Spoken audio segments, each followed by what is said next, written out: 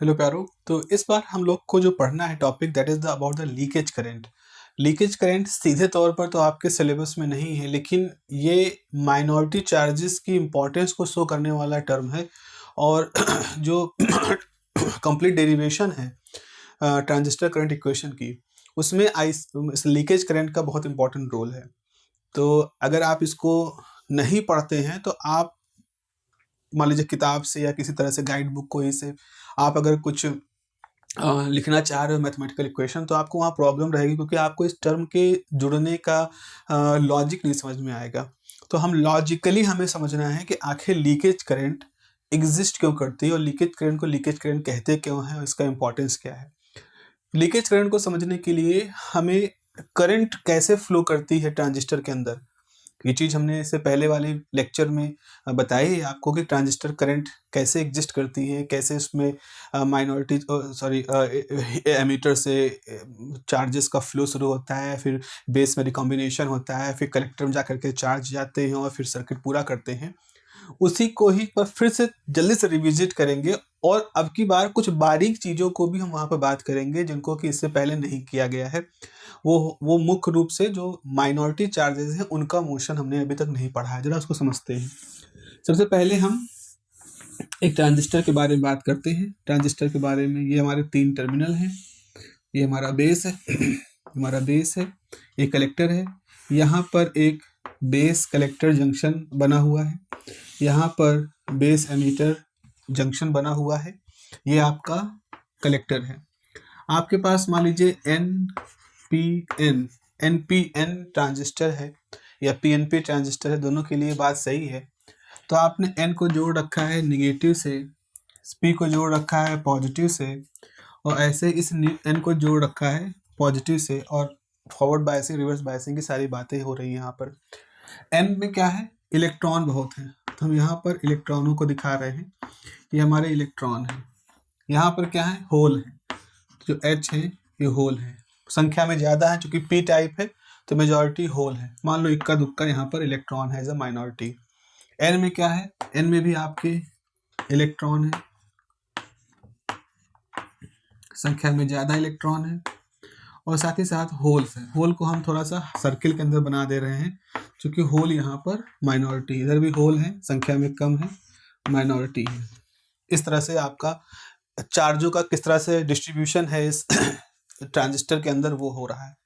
अब आप क्या करते हो, जैसे ही आप इसमें बैटरी को ऑन करते हो, एक तरह से कहो हमने ऑन कर दिया बैटरी, और वहीं पर आप इधर बैटरी को ऑन कर देते हो रिवर्स बायस में जो है, तो क्या होता है, ये जो बैटरी का नेगेटिव सिरा है वो इन इलेक्ट्रॉनों को धक्का देता है।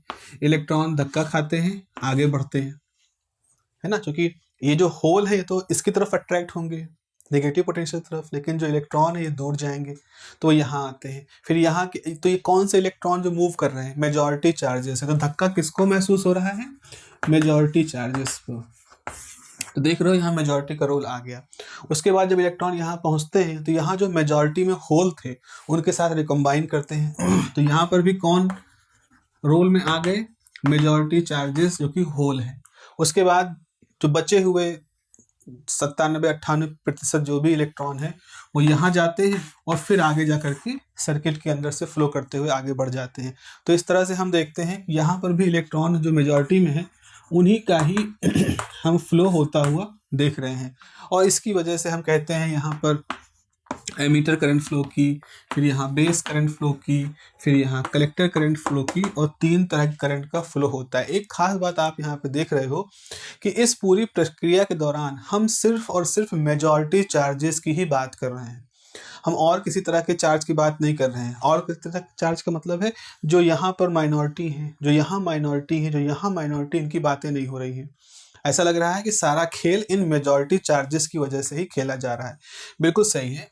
तो आपके पास जो IE है, IC प्लस IB है, ठीक है, तो ये हमारी करंट है। तो कलेक्टर करंट देखो यहाँ पे कैसे फ्लो कर रही है। कलेक्टर करंट का जो फ्लो है वो इस तरह से, ये डायरेक्शन है कलेक्टर करंट की। अब जरा एक चीज सोचो, मान लो आपने ये बैटरी हटा दी। बैटरी हटाने का मतलब है इस सर्किट को आपने ओपन कर दिया। इलेक्ट्रॉनिक्स में ओपन करने का मतलब है कनेक्शन को आपने ब्रेक कर दिया। जैसे कनेक्शन को ब्रेक किया तो क्या यहाँ से किसी तरह कोई धक्का आगे महसूस करेंगे इलेक्ट्रॉन? नहीं, क्योंकि ये जो मेजॉरिटी चार्जेस हैं ये इसी बैटरी के नेगेटिव पोटेंशियल से धक्का आगे महसूस कर रहे थे, अब वो नहीं करेंगे। तो यानी अब कोई भी इलेक्ट्रॉन यहाँ से आगे नहीं बढ़ेंगे, यहाँ रिकॉम्बिनेशन नहीं होगा, यहाँ कुछ नहीं होगा, यहाँ कुछ नहीं जाएगा, हर चीज़ रुक जाएगा। तो जितने जैसे आपने इस बैटरी को ऑफ किया या सर्किट को ओपन किया, वैसे ही आपने क्या देखा कि जो सर्किट में इलेक्ट्रॉन मेजॉरिटी चार्जेस का फ्लो था वो रुक गया एक तरह से। लेकिन आपने इस बैटरी को ऑफ नहीं किया, जो रिवर्स बायस बैटरी है ये आपने लगा रखी है। तो आपने क्या किया, जो एमीटर टर्मिनल था, ये जो इनपुट था उसको ओपन कर दिया। Emitter terminal sorry emitter terminal common base में उसको ओपन कर दिया है, लेकिन बेस कलेक्टर जंक्शन को आपने अभी ओपन नहीं किया, ये बैटरी लगी हुई है। तो ये बैटरी क्या करेगी, इस बैटरी के लगे होने से यहाँ पर पॉजिटिव पोटेंशियल है। ये पॉजिटिव पोटेंशियल क्या करेगा, ये पॉजिटिव पोटेंशियल इलेक्ट्रॉनों को अट्रैक्ट कर रहा था, लेकिन साथ ही साथ जो होल है इनको धक्का देगा। तो जो होल है जो संख्या में कम है, ये होल इस पॉजिटिव पोटेंशियल की वजह से धक्का महसूस करेंगे और उस धक्के की वजह से ही आगे बढ़ेंगे। ठीक है, ये धक्का आगे बढ़ेंगे और यहाँ पर पॉजिटिव है तो यहाँ नेगेटिव सिरा होगा, ये सिरा नेगेटिव है, तो ये होल यहाँ से धक्का महसूस कर रहे हैं और इस बैरियर को पार करके इस सिरे पे आएंगे और इस सिरे से आते हुए सर्किट के अंदर फ्लो करना शुरू कर देंगे। फिर यहाँ से इस तरह से एक तरह से होल का फ्लो होना शुरू हो जाएगा और जब होल पॉजिटिव पार्टिकल है तो उनकी जिस दिशा में फ्लो करते हैं उसी दिशा में एक करंट फ्लो करना शुरू कर जाएगी। इस करंट को हम लीकेज करंट कहते हैं। लीकेज करंट इसलिए कहते हैं क्योंकि जब आपने मुख्य रूप से अपनी फॉरवर्ड बैटरी को बंद कर दिया तो आप ये सोच रहे थे कि हमारा पूरा ट्रांजिस्टर में सारी करंट जीरो हो चुकी होंगी, लेकिन इसको बैटरी को चूंकि आपने बंद नहीं किया है और इसकी वजह से अकेले इस बैटरी की वजह से जो माइनॉरिटी चार्ज हैं जो कम संख्या में है वो फ्लो कर रहे हैं। ये बिल्कुल वैसा हो गया है जैसे आपने कहा कि चलो बाल्टी को ढक्कन से बंद कर दिया, अब बाल्टी के अंदर का पानी उसके अंदर रहेगा, लेकिन आपने देखा नहीं कि बैटरी के पास बाल्टी के नीचे एक बहुत छोटा सा छेद है, उस छेद से क्या हो रहा है, पानी बूंद बूंद करके टपक रहा है। तो सिर्फ ढक्कन बंद कर देने से आपने सोचा आपके बाल्टी का पानी बचा रहेगा, नहीं है, वो जो क्रैक है उस क्रैक से थोड़ा थोड़ा पानी गिर रहा है। लेकिन नॉर्मल लाइफ में क्या होता है, जब रोज आप एक बार 10 दिन में 10 बार ड्रम भरते हो, 10 बार खाली करते हो, तो बूंद जो थोड़ा बहुत 10-50-25 मिलीलीटर पानी बह रहा है उससे कोई फर्क नहीं पड़ता। लेकिन जब आपने उसको बंद कर दिया है, उस दौरान भी उसमें से पानी बह रहा है, तो अगर वो बहने की रफ्तार किसी वजह से बढ़ गई, वो क्रैक बढ़ गया, तो अल्टीमेटली आपका पूरा ड्रम खाली हो सकता है। यही तरह का लॉजिक आप यहाँ पर भी सोचो। आपने तो सोचा कि फॉरवर्ड करंट, फॉरवर्ड वोल्टेज को तो हमने हटा दिया तो उससे सर्किट के अंदर जितनी मेजॉरिटी चार्ज की करंट थी, emitter current, base current, collector current, ये सब जीरो हो जानी चाहिए और हो भी जाती है। एमीटर करंट जीरो हो भी जाती है क्योंकि कोई भी इलेक्ट्रॉन आगे नहीं बढ़ रहा है। लेकिन यहाँ पर जो ये बैटरी लगी है, ये जो बेस कलेक्टर जंक्शन की बैटरी है, ये क्या करती है, माइनॉरिटी चार्जेस को लगातार धक्का दे करके अट्रैक्ट करके एक सर्किट के अंदर फ्लो बनाए रखे है। तो इस करंट को हम लीकेज करंट कहते हैं। ये हमारी लीकेज करंट कहते हैं। इसका लॉजिक लीकेज का वही है जो कभी मैंने ड्रम वाले एग्जाम्पल में आपको बताया। और देखो इस करंट की दिशा क्या है, इस करंट की दिशा इस तरफ है, दाएं से बाएं। और यानी कि जिस अगर ये बैटरी लगी होती तो कलेक्टर करंट कैसे फ्लो करती, कलेक्टर करंट भी ऐसे फ्लो करती, IC। और अगर ये बैटरी इनपुट की बैटरी हटा दी गई है तो भी ये करंट तो नहीं एग्जिस्ट कर रही है, लेकिन उसी दिशा में एक लीकेज करंट एग्जिस्ट कर रही है। तो कहने का मतलब ये है कि लीकेज करंट जो होती है वो सर्किट के अंदर उसी दिशा में बहती है जिस दिशा में सर्किट में अगर फॉरवर्ड बायसिंग और रिवर्स बायसिंग प्रॉपर्ली लगाई जाए तो कलेक्टर करंट बहेगी। या और अब अच्छा आप सोचोगे सर क्या तभी ये एग्जिस्ट करती है जब हम फॉरवर्ड बैटरी को ऑफ कर देते हैं? नहीं, ये हमेशा एग्जिस्ट रहती है, ये हमेशा एग्जिस्ट रहती है। हाँ, लेकिन चूंकि इसकी मैग्नीट्यूड बहुत कम होता है, इसकी वैल्यू बहुत कम होती है, माइक्रो एम्पियर की होती है, और जो नॉर्मल करंट होती है वो मिली एम्पियर की होती है, 1000 गुना छोटी करंट होती है। इसीलिए हम इसको नहीं इसको हम लोग वैल्यू देते हैं। फॉर एग्जाम्पल जैसे क्या होता है, अगर आप घर के अगल बगल पेड़ वगैरह हैं तो आपको उसमें झींगुर बोलते हुए सुनाई पड़ रहते हैं। दिन में क्या है, वहाँ बहुत सारा ट्रैफिक है, म्यूजिक बज रहा है, बात कर रहे हैं, तो झींगुर की आवाज़ है ची ची ची वो सुनाई नहीं पड़ती। लेकिन रात को जब ट्रैफिक बंद हो जाता है, आपके घर में हर चीज़ सन्नाटा हो जाता है, हर चीज़ बंद हो गया है, तो आप देखते हो कि वो पतली सी आवाज़ अब वो कंटिन्यूसली सुनाई पड़ रही हो, आप उसको नोटिस कर पा रहे हो। वैसे यहाँ पर भी है, जब collector current, emitter current, base current, majority charge की करंट एग्जिस्ट कर रही थी, तो भी एक करंट एग्जिस्ट कर रही थी, जो कि इस करंट के होने के कारण ये रिवर्स बायस है, ये है इसका कारण। तो इसका मतलब है कि अगर हम इस बैटरी को ऑन भी कर दें तो भी हमारे पास सभी करंटों के साथ ये करंट भी मिलेगी। लेकिन खाली इसको अगर देखना है, आपको देखना है खाली ये करंट होती है कि नहीं, उसके लिए आपको बाकी करंटें ऑफ करनी पड़ेंगी, तब आप इस करंट को देखोगे। अब इस करंट का जो नाम है उसे नाम दिया जाता है ICBO। ICBO इसका नाम है, ICBO। लीकेज करंट को हम ICBO कहते हैं। क्यों ICBO कहते हैं? इसका मतलब होता है current across collector base junction when emitter is open. इसका ये मतलब होता है। ICBO मतलब CB, कलेक्टर और बेस, कलेक्टर से बेस के बीच में बहने वाली करंट जब इनपुट ओपन हो या एमीटर टर्मिनल ओपन होता है, तो इस तरह से इसका नाम ICBO है। तो इसका मतलब है कि जो हमारी कलेक्टर, और इसकी डायरेक्शन क्या होती है, इसकी जो डायरेक्शन है, direction is same as direction of IC। तो जो मुख्य रूप से मेजर करंट हमारे पास IC है, उसी दिशा में ये आपकी करंट एग्जिस्ट करती है। अब जरा इसका इक्वेशन लिख लेते हैं। ये इसको अगर आप समझ गए हैं तो इसको मैं साफ कर दे रहा हूँ। इसकी हम इक्वेशन लिख देते हैं। याद करो, पिछले वीडियो में मैंने आपसे बात की थी कि जो बेस करंट होती है, जो कॉमन बेस अरेंजमेंट होता है, CB अरेंजमेंट में अल्फा क्या होता है? CB अरेंजमेंट में अल्फा होता है IC upon IE। Input current आप IE भेज रहे हो, आउटपुट करंट IC है, और IC जो कि IE से छोटा होता है, इसलिए अल्फा की वैल्यू 1 से कम होती है। तो यहाँ से आपके पास IC क्या हो गया? Alpha time IE। तो आपने IC लिखा है। अभी तो केवल मेजॉरिटी चार्ज की वजह से करंट फ्लो कर रही है IC, मेजॉरिटी चार्ज की वजह से करंट फ्लो कर रही है IE। अगर इसमें माइनॉरिटी का भी रोल कर दें तो IC में आपको ICBO भी जोड़नी पड़ेगी।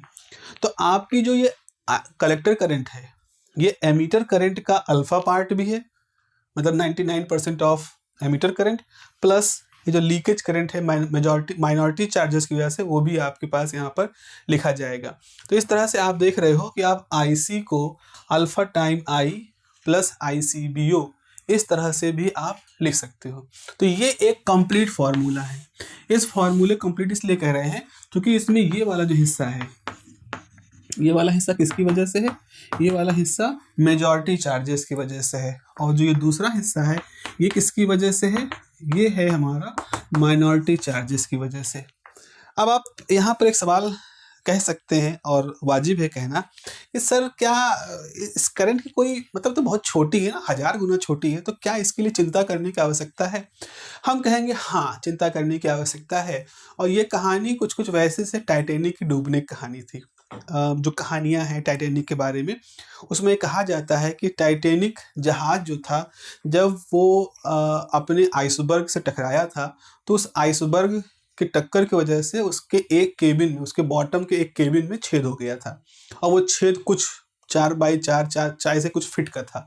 उस इतने बड़े जहाज की तुलना में वो छोटा सा एक छेद था, और ये माना जा रहा था कि उस छेद से कोई बहुत ज़्यादा असर नहीं पड़ेगा, उस केबिन को लॉक कर दोगे तो पानी का हिस्सा, वो जहाज का एक हिस्सा बना रहेगा। लेकिन उस एक छेद से जितना पानी गया, और उस पानी ने अंदर जो प्रेशर क्रिएट किया, उस प्रेशर ने एक केबिन के बाद दूसरे केबिन को तोड़ना शुरू कर दिया, फिर 2 के बाद 3 को तोड़ना शुरू कर दिया, और धीरे धीरे वो कैटास्ट्रॉफिकली इतना ज़्यादा बढ़ गया वो पूरी घटना, कि वो जो 4x4 का छेद का जो घटना थी, वो अल्टीमेटली उस पूरे जहाज को 2 हिस्सों में तोड़ देती है।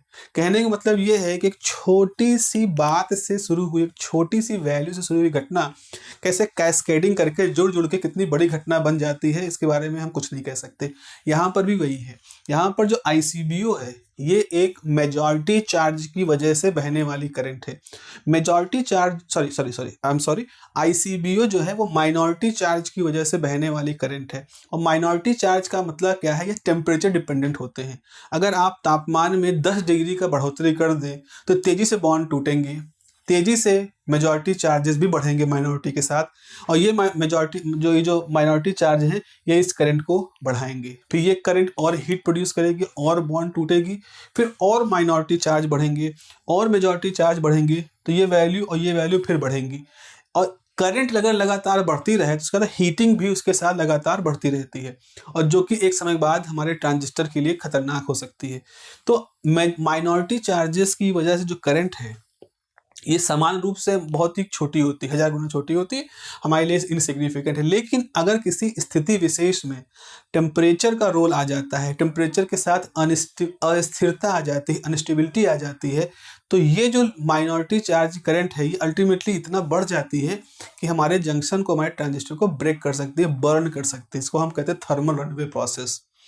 तो इस वजह से इस करंट को नज़र रखना जरूरी है, या इस करंट की वजह से होने वाले उस साइक्लिक डिजास्टरस प्रोसेस को कंट्रोल करना जरूरी है।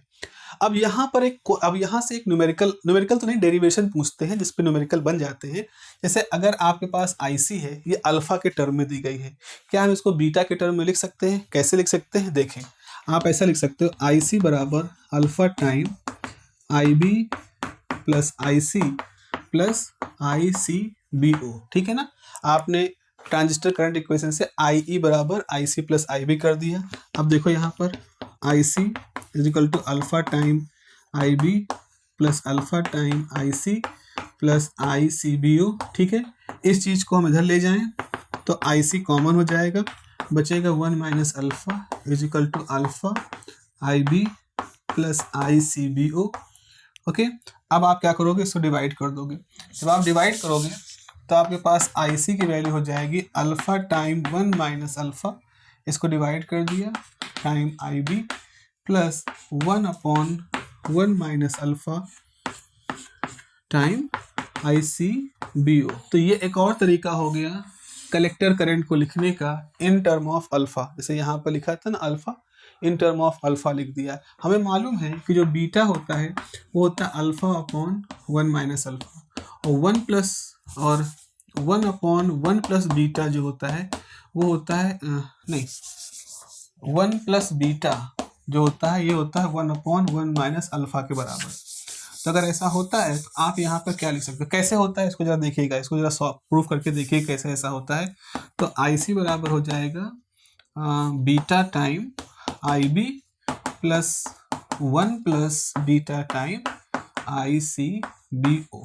इस तरह से हमारे पास ये फॉर्मूला आ गया, ठीक है ना, ओके। तो this is how we can proof this thing. अच्छा, अगर कुछ लोग कह रहे हैं सर ये कैसे होता है, जरा बता दीजिए, तो जरा बता देता हूँ।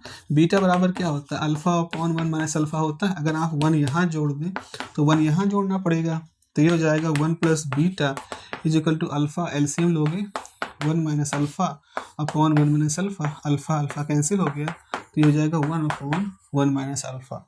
तो 1 plus beta is equal to 1/1 minus alpha, जिसको हमने यहाँ पर यूज कर लिया है। तो इस तरह से प्यारों आपके पास फॉर्मूला क्या हो गया, IC बराबर beta time IB plus IB plus ICBO, ये वैल्यू आपके पास आ गई। तो ये फॉर्मूला है हमारा कलेक्टर करंट का, जिसमें कि बेस करंट की भी वैल्यू है और लीकेज करंट की वैल्यू है। अगर कलेक्टर करंट को आपको एमीटर करंट और लीकेज करंट के टर्म में लिखना है तो ये फॉर्मूला होगा। देखो यहाँ IC को IE के टर्म में और लीकेज के टर्म में लिख रहे हैं, तो ये फॉर्मूला है। और अगर IC को बेस करंट और लीकेज करंट के टर्म में लिखोगे तो आपका ये फार्मूला होगा। ये दोनों ही फार्मूले इंपॉर्टेंट फार्मूले हैं, अच्छे फार्मूले हैं, और इन दोनों फार्मूलों का इस्तेमाल करके आपके पास to the point strictly just plug in type के न्यूमेरिकल क्वेश्चंस बन जाते हैं। तो ये अच्छा टॉपिक है। इसके पीछे मेरे हिसाब से जो ज़्यादा इंपॉर्टेंट है वो इसका लॉजिक है कि why ICBO is important, because this current is belonging to the creation या presence of minority charges, and creation of minority charges is temperature dependent phenomena. So ultimately हमारे ट्रांजिस्टर में थर्मल रनवे मतलब उसको heat का इतना बढ़ जाना कि वो अल्टीमेटली जल जाए, इस प्रोसेस के लिए वो जिम्मेदार होते हैं। So this is all about this current formula. इसके बाद इसके ऊपर जुड़े हुए कुछ हमें छोटे छोटे से या जो आपके क्वेश्चन पेपर में आते रहते हैं वो न्यूमेरिकल करने होंगे, और फिर हम लोग एम्पलीफिकेशन की तरफ जाएंगे जो कि हमारा बीजेटी का आखिरी टॉपिक होने वाला है एम्पलीफायर्स में। चलिए मिलते हैं अगली क्लासेस में to solve some more topic, to solve some more problem. Have a nice day, take care, bye bye.